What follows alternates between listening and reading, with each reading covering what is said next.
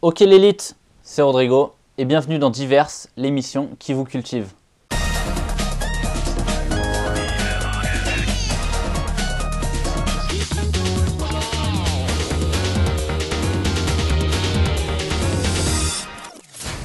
Est-ce que vous avez déjà entendu l'histoire du ballon qui marchait pas? Enfin qui marchait pas, il n'était pas carré non plus, mais justement qui marchait pas parce qu'il était trop rond.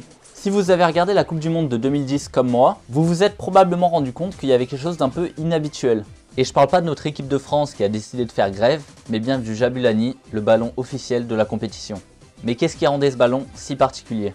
Quand on parle de football, on parle très rarement de ballon, et pourtant ce ballon représente littéralement la moitié du sport. Football, pied, ballon. Tout le jeu tourne autour de lui, et au cours de l'histoire, il a connu énormément d'améliorations.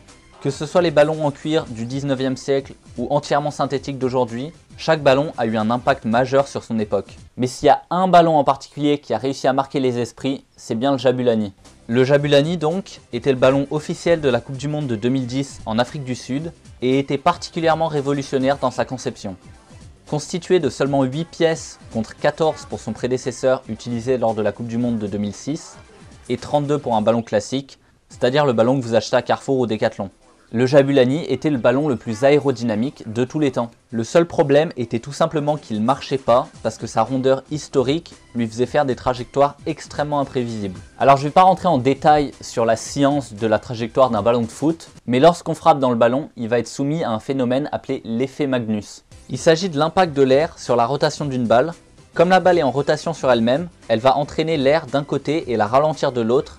C'est ce qui va dévier sa trajectoire et créer une belle courbe qu'on voit très souvent sur les coups francs où il faut contourner le mur de joueur. Mais là où c'est un problème avec le Jabulani, c'est qu'il est tellement rond que l'air le ralentissait très peu. Et ouais, moins d'irrégularité, moins de frottement, plus de vitesse, logique.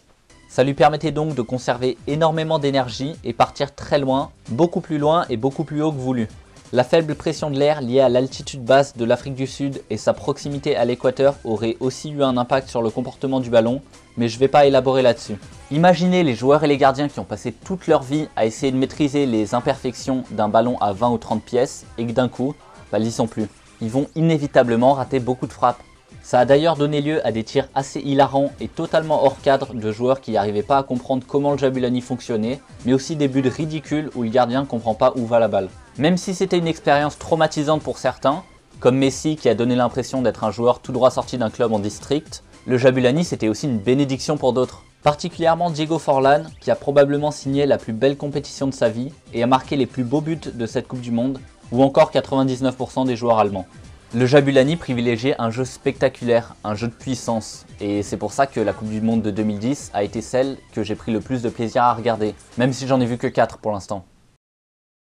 Sur Mario Kart, oui, vous aviez tous probablement vos petits raccourcis. Des passages cachés et durs à trouver qui vous permettaient de gagner du temps sur vos courses. Mais si je vous disais que le jeu contenait des raccourcis encore plus cachés, mais surtout des raccourcis tellement incroyables qui vous permettaient de terminer certaines des courses en moins de 30 secondes.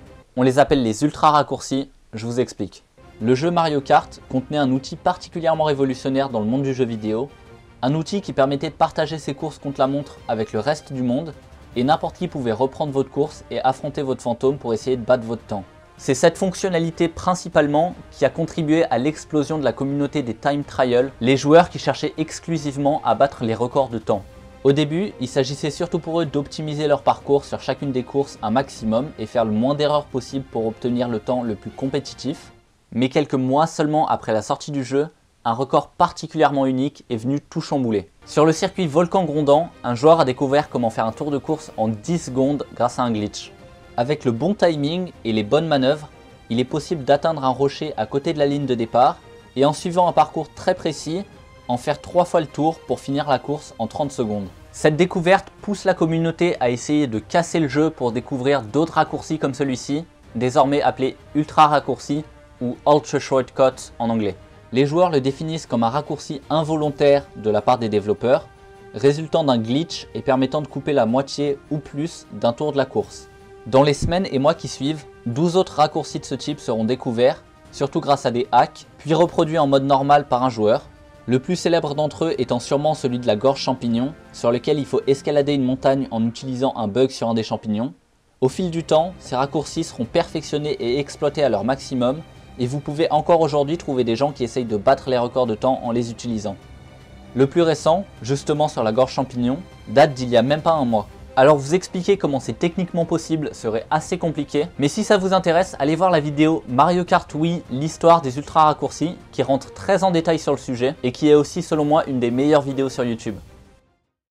En 1973, lors d'une mission dans la station spatiale Skylab, les 3 astronautes à bord décident de couper toute leur communication avec la Terre et de se mettre en grève. Et si vous ne pensiez pas que les astronautes pouvaient faire grève, vous allez être d'autant plus surpris d'apprendre qu'ils n'étaient pas français. Mais donc pourquoi est-ce que c'est arrivé? Et bah pour faire très court, aller dans l'espace, ça coûte extrêmement cher. Chaque jour à bord de la station coûtait environ 23 millions de dollars à la NASA, l'agence spatiale américaine. Et à ce prix, on n'envoie pas les astronautes glandouiller et prendre des selfies. Au contraire, leurs emplois du temps étaient ajustés à la seconde près. L'objectif était bien sûr qu'ils puissent faire un maximum de recherche et d'expérience pour rentabiliser leur temps à bord. Mais pourquoi cette mission en particulier était si chargée? En tout cas beaucoup plus que les précédentes. 4 ans après avoir accompli la prouesse d'envoyer des hommes sur la Lune, la NASA commence à perdre le soutien du public et voit ses fonds drastiquement réduits. En 6 ans, son budget a été divisé par 2, passant de 40 milliards à 17 milliards en dollars actuels. L'agence est contrainte d'abandonner Skylab après une ultime mission, et c'est pour ça qu'elle veut profiter de cette dernière opportunité pour faire tout ce qui n'a pas pu être fait avant. Alors malgré une sélection extrêmement rigoureuse et un entraînement intensif, les astronautes ça reste des humains. La mission s'étendait sur 84 jours, soit presque 3 mois, ce qui était plus que n'importe quelle mission avant ça. Et 3 mois à suivre un emploi du temps aussi strict génère un état d'épuisement incomparable. Non seulement ça, mais le simple fait d'être dans l'espace est extrêmement fatigant pour votre métabolisme qui n'a pas l'habitude d'un environnement sans gravité. Et c'est pourquoi aujourd'hui tous les astronautes ont l'obligation de faire 1 à 2 heures de sport par jour pour rester en forme. Pour leur accorder du repos, il était tout de même prévu que les astronautes aient un jour de congé tous les 10 jours, mais ils avaient tellement de retard sur leur planning beaucoup trop chargé que leurs congés furent supprimés pour rattraper le temps perdu. Exténués par la tâche, les 3 astronautes à bord de Skylab décident de couper toute leur communication avec la Terre le 28 décembre 1973 et profitent de la journée pour se reposer. La veille, Gerald Carr, le commandant de la mission, avait dit à la NASA « Nous ne travaillons jamais 16 heures par jour, 84 jours à la suite sur Terre.